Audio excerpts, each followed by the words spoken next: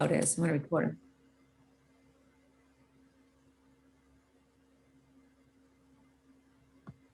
Continuing.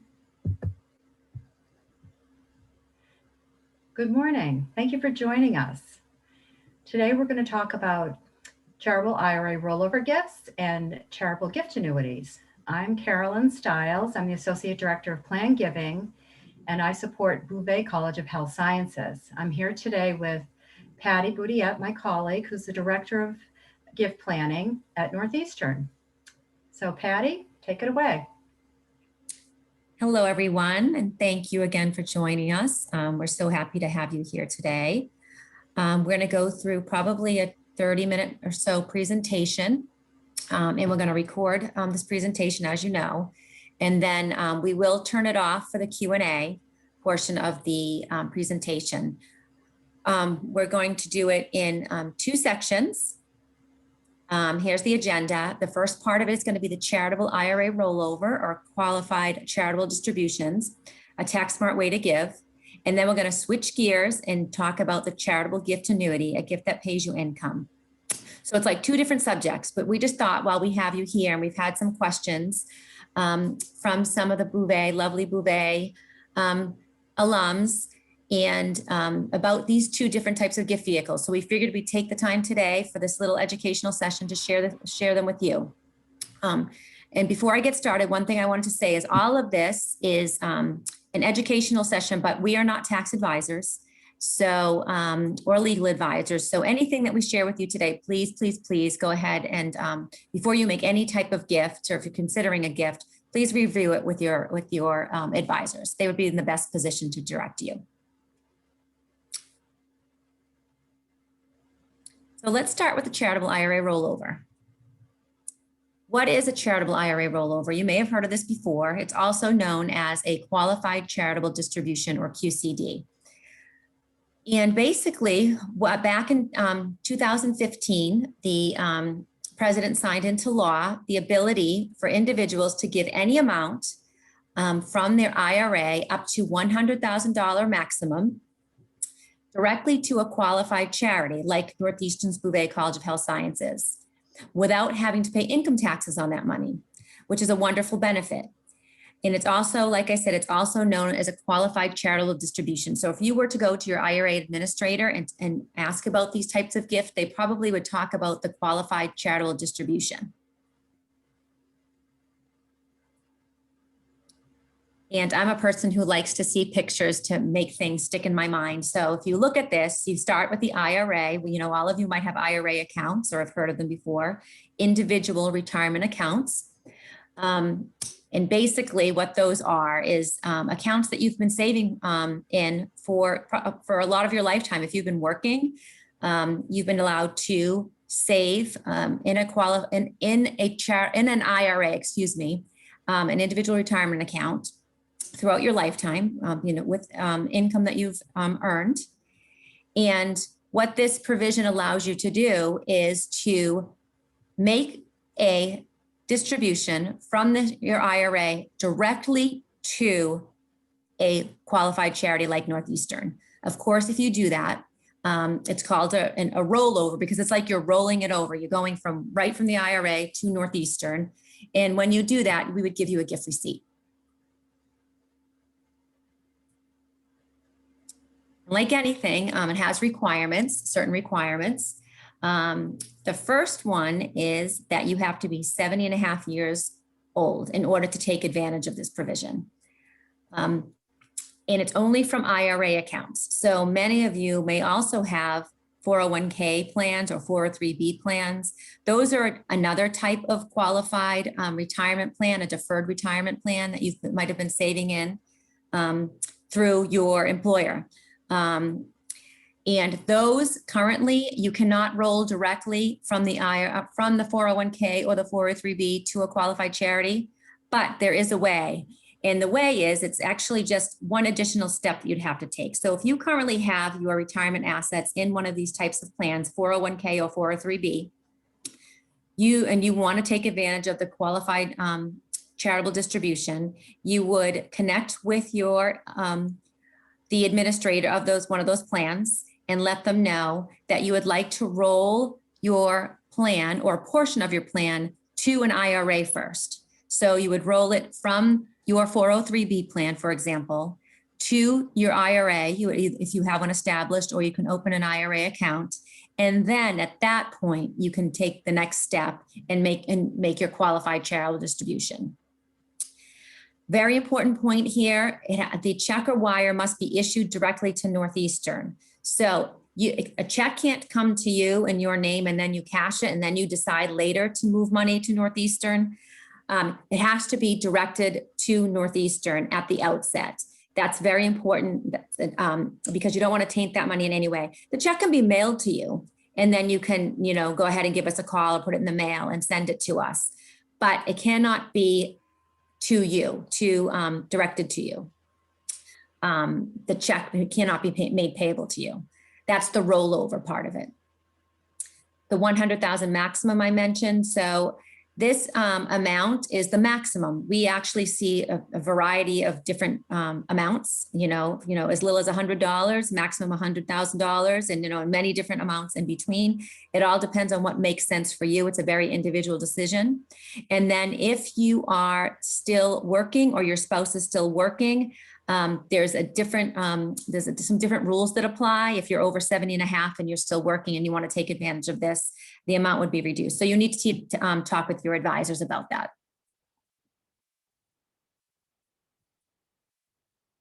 Some additional requirements. They can count as your required minimum distribution. Some of you may be familiar with that, and I'm going to talk about that later in the presentation.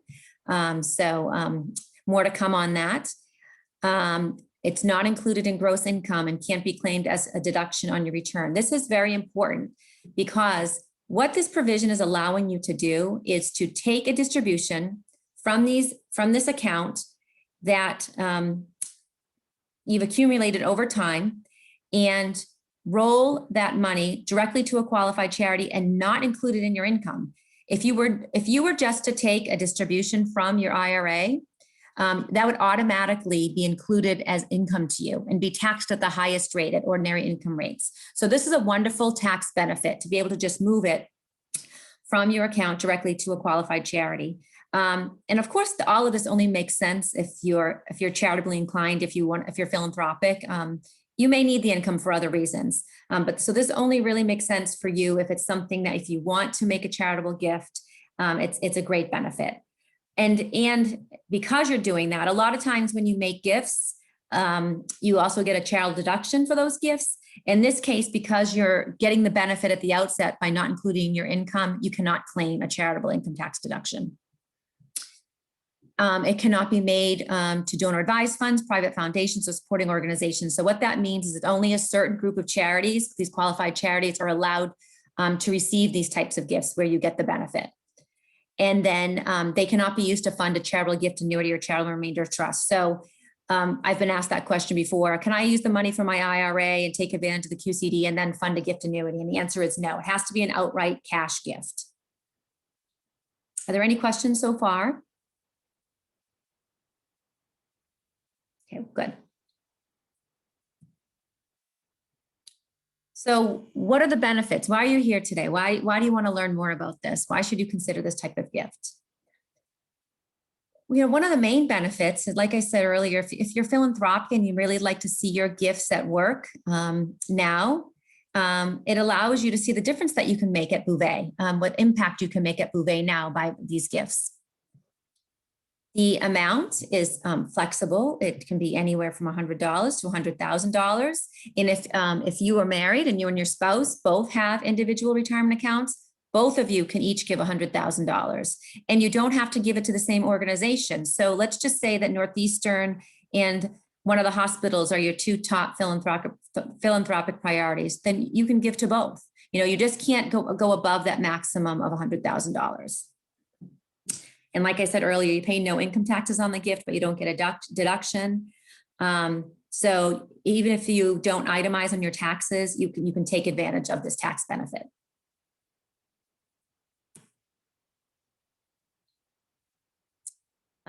More benefits. Since the gift doesn't count as income, it can reduce your annual income levels. Many of you might be taking advantage of Medicare and Social Security, to getting Social Security payments. And a lot of times what happens is when you start taking distributions from your accounts, it affects the amount of total income that you're getting every year and can therefore impact the amount, how much you can take advantage of these other programs. So because it's not included as income, it's not going to affect any of the maximums or levels that you would reach to get these benefits in Medicare or Social Security. And I mentioned earlier the required minimum distribution. At 72 years old, one of the rules is that you have to start drawing down if you've accumulated assets in your IRA or your 401k or 401(b). The IRS says, you know what, you've been accumulating these assets for a long time, and now we want to start to see some of the income from those assets, some of the revenue from those assets. So what happens is you have to start drawing down at age 72. So, and what's the amount that you have to take? Well, the amount you have to take is based on a formula. The formula is created by the IRS, and a lot of it has to do with your age and the amount that you have in any of these plans. And those can be very substantial amounts. So, if you go back, and I'm sure you'd probably be surprised if you went to look at your IRA balances or your 401k balances, if you've been saving for a long time, they can be quite a large amount. And then when the formula is applied, the amount that you have to start taking for your required minimum distribution can be quite a large amount, and can even put you into a separate tax bracket. The amount that the rates that you have to pay for taxes. So it's important that you pay attention to this. And if it's something that you would like to take advantage of, the QCD is a great way to take your required minimum distribution and then roll it over to Northeastern. It's all one fell swoop, and then you satisfy two requirements, or you satisfy that one requirement and also get to make a philanthropic gift. Again, I mentioned that it's ordinary income, which is typically your highest taxable rate. And again, no longer included in your income. So effectively, it reduces the impact of credits and deductions into Social Security and Medicare.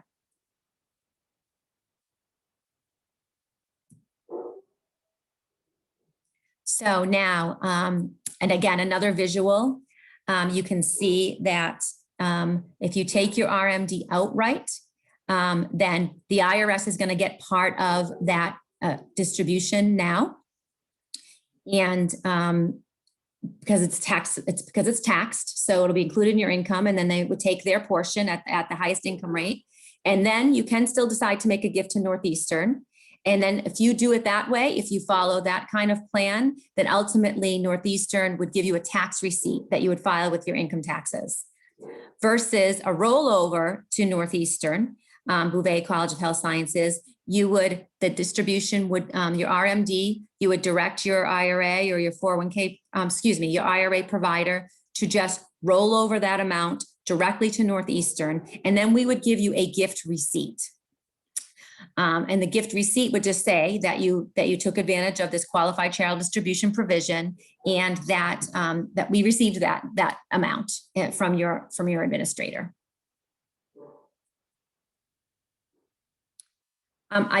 Because we're talking about IRAs, I wanted to make sure that I mentioned some other, options with IRAs besides the QCD.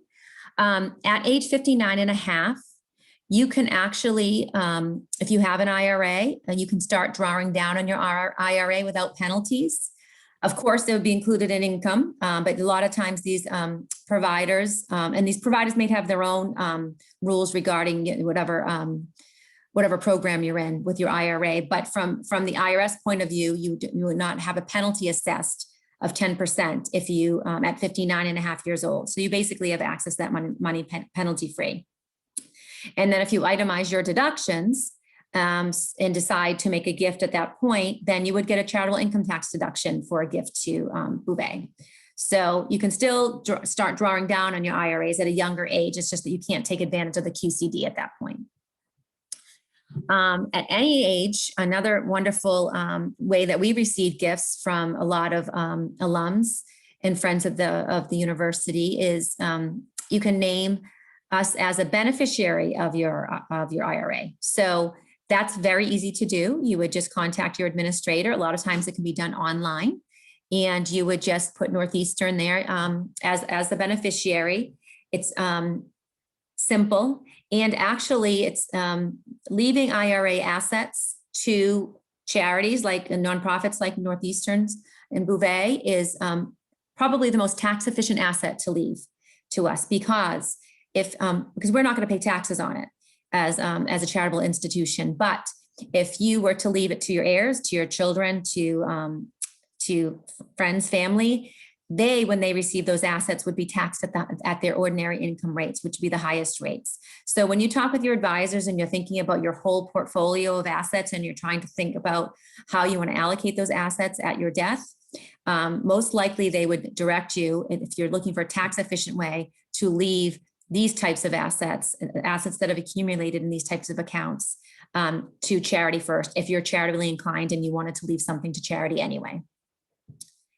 And then you can, do a combination of gifts. You can start doing your QCD now if you meet those requirements that I mentioned earlier, and start making an impact now at Bouvet and start to see your philanthropy in action. And then also name Bouvet as a beneficiary of the IRA. So it would be a current gift, and then it would be a future gift. So your legacy at Bouvet would continue.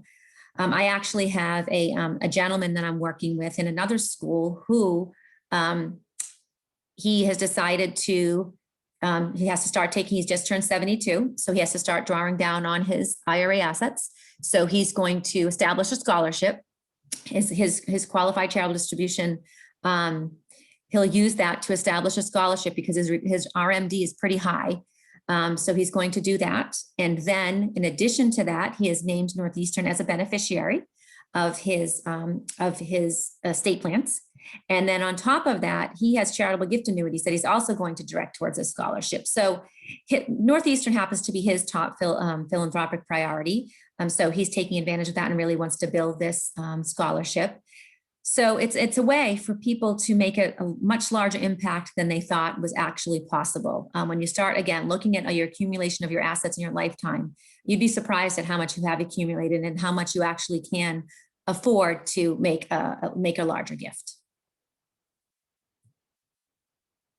So that's it for the QCD, the Charitable IRA Rollover. I hope it was informative and helpful.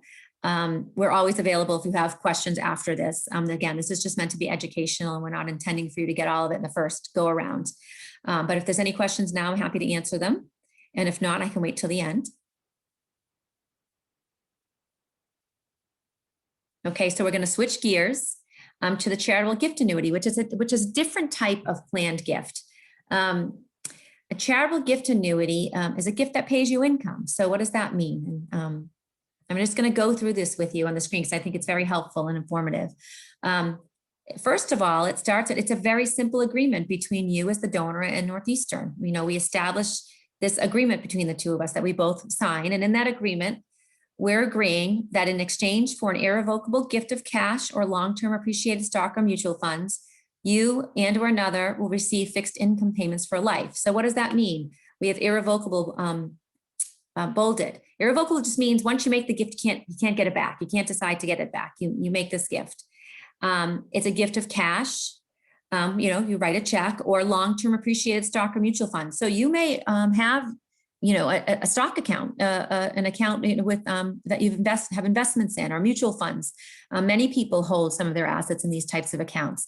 And if they've appreciated in value over time, for longer than a year, if you've held them for longer than a year, it's a great way because you've built up maybe probably some capital gains in there.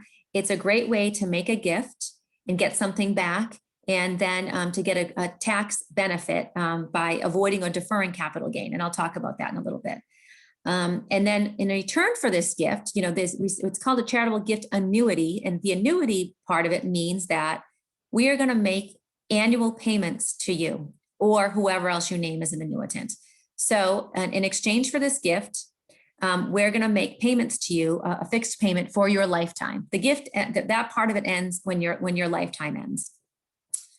You will also receive a charitable income tax deduction for this gift. So when you establish the gift, at the outset, we draw up this agreement, we run some calculations for you. And as part of that, we'll tell you what your charitable income tax deduction would be, your federal charitable income tax deduction that you can claim on your taxes, either this year, if you made the gift this year, or if you can't use it this year, you can carry it forward for 5 years.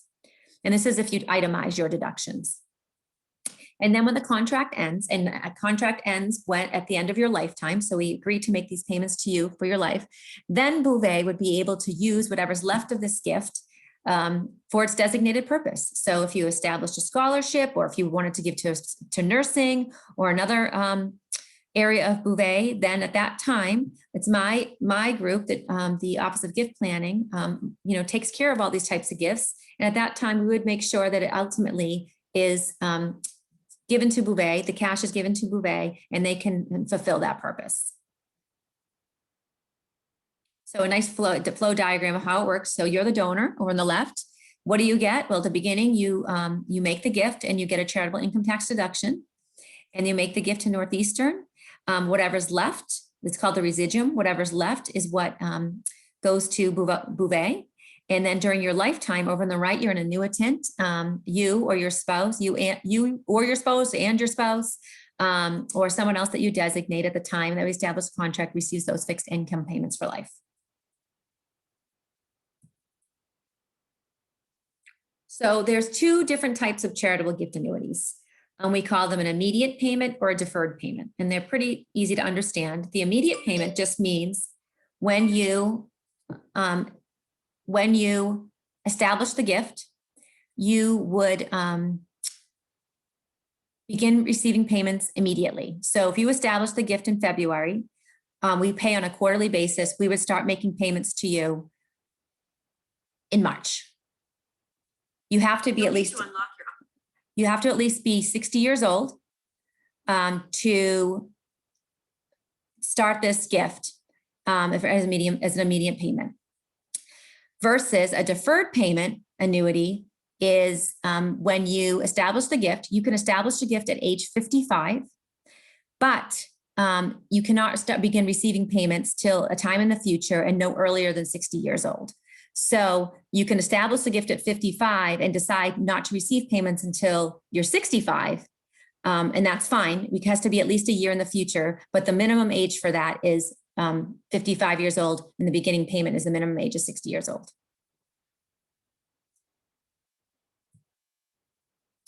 The requirements, the gift has to be irrevocable. I already mentioned that. I just talked about the immediate or deferred. And then the minimum funding for these gifts is it's a lower barrier of entry. It's $10,000, which is a very common number across the industry. $10,000 tends to be a minimum if you went to any charity for a charitable gift annuity, $10,000 would be the minimum that you most likely would see. Some I think are 25,000, but most of them are 10,000. It has to be funded with cash or appreciated stock. I mentioned that earlier, and you cannot use the QCD to fund it, which I mentioned earlier. Limit of 2 annuitants. So you can establish it for yourself. You can establish it for you and a spouse. So maximum of 2. You can establish it for 2 other people. And you not being an annuitant, but the maximum is 2 people. And then I talked about getting fixed payments for life, but how do we establish what that amount is? The fixed payment is actually determined by the American Council on Gift Annuities. That's an organization that most organizations use to establish their rates. And they have a formula that they follow, but basically your age, what they expect the market to do, the return of the market, those are 2 of the key indicators of what your rate should be. So when we decide to establish this gift, we would work with you when we get your birth date or any of the annuitants' birth dates, and we would use that birth date to determine what the payout rate would be. What are the benefits? They do have these types of gifts to have benefits. Again, I mentioned that they're simple to establish. We do all the work here in my office. We create the contract. We work with you to establish the contract. any of the paperwork that needs to be done, we do all of that for you. So it's really simple. It's a simple usually 2-page contract. So you don't need to get lawyers involved to draw up any documents or anything like that. For the American Council on Gift Annuity rates, the ACGA rates, the older you are, the higher your payment rate would be. So that's a great benefit. So it's not the fixed amount is fixed at the time you establish the gift, and that's the rate that you would get throughout your lifetime. But depending on how old you are at the outset of the gift determines what that rate will be. And then also, if you decide to defer your payments to a year or more in the future, then that rate would go up as well. So it all depends on what your needs are. The tax benefits, okay, I mentioned you have a charitable income tax deduction when you establish the gift, and then you also, any unused amount in this current year, or the year you make your gift, you can move it forward to another 5 years. You get favorable capital gains tax treatment if you give appreciated securities. You will be able to defer or avoid capital gains tax. And then another good part about this or benefit is that a portion of the payment that you receive from us is going to be tax-free. So you'll get a payment from us on an annual, we pay it on a quarterly basis, but it's an annual payment amount, and a portion of that payment is tax-free. So we would provide you annually a tax document that you would file with your taxes to say that you've received, payment from us. And a portion of that is going to be taxable, and a portion of it's going to be tax-free, and then a portion of it could be capital gains tax income, depending on how you funded the gift.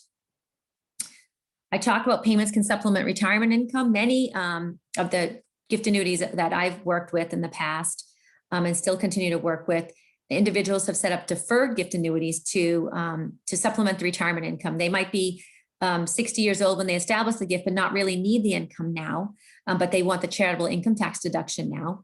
They might be still working, so they want the deduction now, but they don't need the income. So they defer those payments to a time when they think they're going to retire, maybe when they're 70. So it's a great way to supplement retirement income.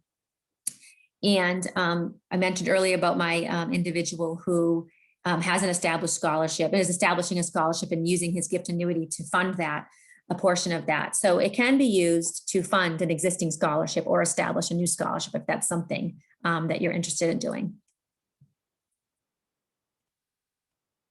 So next I'm going to talk about an example, which I think is a great way to actually, see this in action. I'm going to talk about Alice. Alice is 70 years old. She's single. She has a $25,000 certificate of a deposit at the bank that's about ready to mature. And this certificate of deposit is paying her 0.32% annually in income.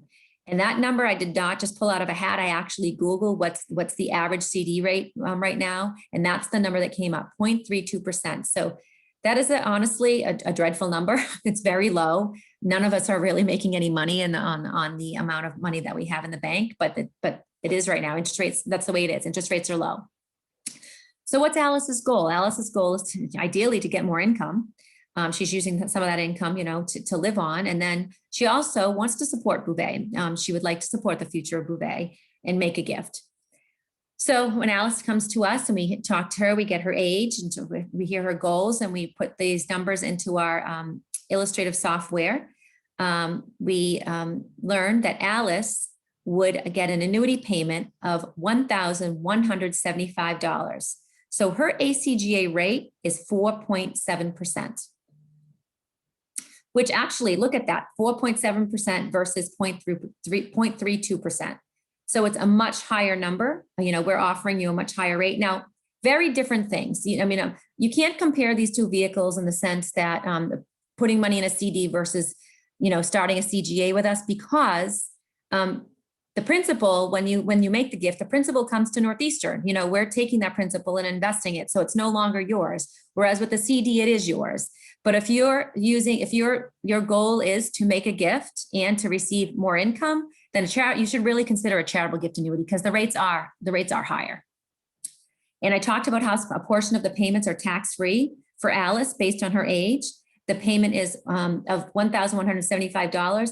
$997.57 is tax-free. So a great portion of her annual payment is tax-free. And that tax-free amount that she receives goes for her lifetime, expected lifetime. So when you establish this gift, their calculation will let us know what your life expectancy is. And in this case, Alice's life expectancy is 15.9 years. So the way the payment is taxed goes out for 15.9 years. You could live more than 15.9 years. You can live another 20 years. But for 15.9 years of your life, $997.57 would be tax-free. So over that time period, you will have received $15,861.36 worth of tax-free income. And then a portion of this is taxable at $177.43 on an annual basis. The charitable income tax deduction would be $9,130. So the whole gift isn't tax deductible because you are getting a payment stream, a fixed income payment stream for your lifetime. So you're getting some of that money back. And then the ultimate residuum to Bouvet. So when these gifts are established, we don't know how much ultimately is going to come to Northeastern to fund your gift, to fund a future impact.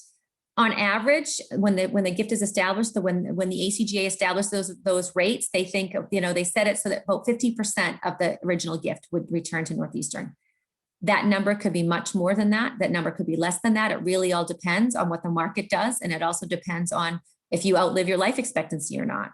If you happen to pass before the 15.9 years, then most likely that gift would be more than the $12,500. If the market does really well, it could be more. If you outlive your life expectancy, it could be less. It really depends. I will say at my time at State Street, which is where I worked before I joined Northeastern, and I saw many gift annuity programs and plans, on average, that number was much higher than the 50% of the original gift value. So again, just the flow chart, you can see Alice, she makes the gift. She gets a deduction of $9,130. The gift to Bouvet could possibly be $12,500 ultimately that Bouvet would have to spend and towards this impact that you want. And then Alice would get $1,175 for life. Another example is Frank. Frank is 80 years old. He's married to Silvia. She's 78. He has $75,000 in highly appreciated stock that he's held for over 1 year. So it's long-term appreciated security. The cost basis of the stock is $15,000. So he has a built-in capital gain of $60,000. And if he were to go ahead and sell this stock on his own, and when he files his taxes this year, this would be subject to a 20% tax rate. The tax rates for capital gains tax range there right now. They're 0, 15, or 20%. It really just depends on what your income levels are. But in this example, Frank would be paying 20% on that $60,000 for capital gains tax. Frank's goal is to supplement his retirement income. He wants to avoid a deferred capital gains tax. And then he'd like to add to his already established Bouvet scholarship. So we meet with Frank and Silvia and we get both of their ages and we put that information, the amount of the gift of $75,000 into our software. And it spits out that his annuity payment would be $3,900 a year. It would be paid to both of them, both Silvia and Frank, for their lifetimes. If Frank were to pass before Silvia, the payment would continue to Silvia for her lifetime. So it doesn't end when one dies, it continues on, and that second person, the successor, gets the full payment. It's not split. That rate is 5.2%. So it's, again, a pretty good payout rate. Portion of that would be tax-free, $680 over 13.4 years. So at age 80 and 78, a married couple, they're expected to live 13.4 years. Then in the future, after 13.4 years, if they both or one of them is still living, that payment would be turned to all ordinary income. But during that 13.4 years, $9,114.14 would be considered tax-free income. And then a capital gain, because they gave appreciated stock, a portion of that payment would be considered capital gain. But if you think about it, paying tax on $2,720.64 on an annual basis is much better pill to swallow than paying 20% tax on $60,000. So a portion of that tax is spread out over their lifetime, and then some of it goes away. And then $499.20 in taxable income. And all of this, we report to you on a 1099 annually. So you would get that in the mail, and then you would bring that with when you do your taxes. The deduction would be $29,446.50 that they can use now, or if they can't use it all this year, they can spread it out over 5 years. And then the residuum to Bouvet, again, if just on estimate, if it was 50% of the original gift value, then they would leave a gift of $37,500 ultimately to Bouvet. But that number, again, could change. It really, we don't know what ultimately that number is. Excuse me, Patty. Yes. Can I interrupt with a question that I think might be on people's mind, which is how does that money ultimately get to Bouvet? Certainly. Agreement with Northeastern, but of course. So what happens when you make the gift? We actually take that gift and we invest it. We have a big gift annuity pool. So we have a group of a bunch of different gift annuities, Frank and Silvia and Alice and whoever else. We have a big gift annuity pool. It's all invested, and we're investing it hopefully to grow, to be able to make those payments to you and for it to grow. And then and we keep track of it, what that value is. And then at the end of your lifetime, when we know that you've passed, we would we've been keeping track of it all along, so we would know what that value is, and so we would carve that portion out of the fund. And move it from the fund, where it was kept separate, move it from the fund to Bouvet, so that Bouvet can actually use it. Does that make sense, Carolyn? Yes, and maybe talk a little bit about the gift intention. Oh, certainly. Form. So at the outset of the gift, we actually would work with you to determine what you think you would like to fund in the future at Bouvet. Like I said, it could be nursing, it could be pharmacy, it could be, it could be just for the Dean's Fund. We would work with you and have you complete a memo of intent of what you would like that gift to be and what you would like it to fund. And then we check in with you periodically to make sure that you haven't changed your mind. You can change your mind up until the last moment. So if you originally decide that you want to make this gift ultimately to nursing, and then 10 years from now, you decide that you really think the dean knows better what to do with this particular gift, then you can change your memo of intent, and we would keep that in our files. And then ultimately, when you pass, we would make sure it goes to whatever your last wishes were. So it's very easy. But we like to have those conversations with you while you're living, so we can make sure that it goes where it's intended to go.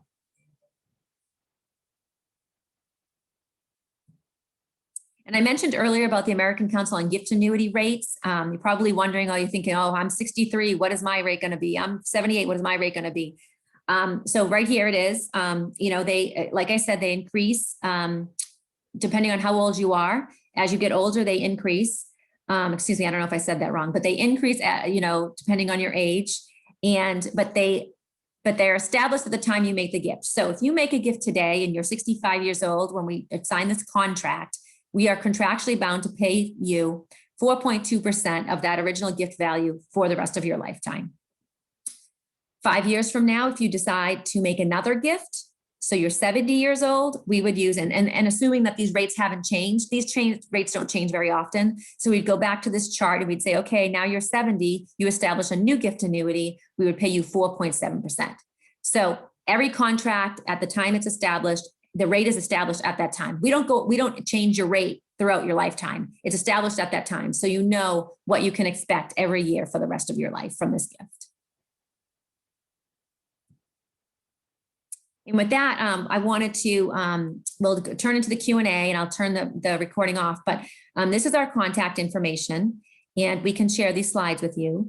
At the bottom, I wanted to point you towards our website, plangiving.northeastern.edu, because all this information is on our website. We actually just newly designed our website, and it's a great tool. There's a lot of great information there. There's even a great video on the how the gift annuity works, which I tried to incorporate into this, but I'm not that technologically inclined. So it was a little tough for me, but to do that. But I think if you want to on your own, go ahead and go to our website. There's a lot of other information about other gifts as well. Gifts through your estate, which is another great way to make a gift. Just, leaving a gift in your will to us, and it gives you the information how to do that. But we're always willing to have a conversation with you. We provide a confidential service to our friends and alums to walk you through this. We know that these are a little bit more complicated than just writing a check. You might have some bigger plans in mind. We're happy to talk you through it. No pressure on our side. We're really just here to be helpful. Me and Carolyn, I have other members on my team. So after this, if you just have questions and you want to reach out, please do so. We can have a nice conversation and see what makes sense for you. And at the end, I just have this last slide that I want to make sure gets recorded. I mentioned earlier that this presentation, it shouldn't be considered legal, accounting, or tax advice. You should always consult your own advisors before making any decisions regarding your charitable gifts. So that's very important. Your advisors and you know what's best, what your whole asset mix looks like, and what makes the most sense for you. So with that, I'm going to turn off the recording, and please reach out. It was so nice to talk with you today. Thank you, Patty. Thank you. If I can figure out how to undo the recording, that's the key.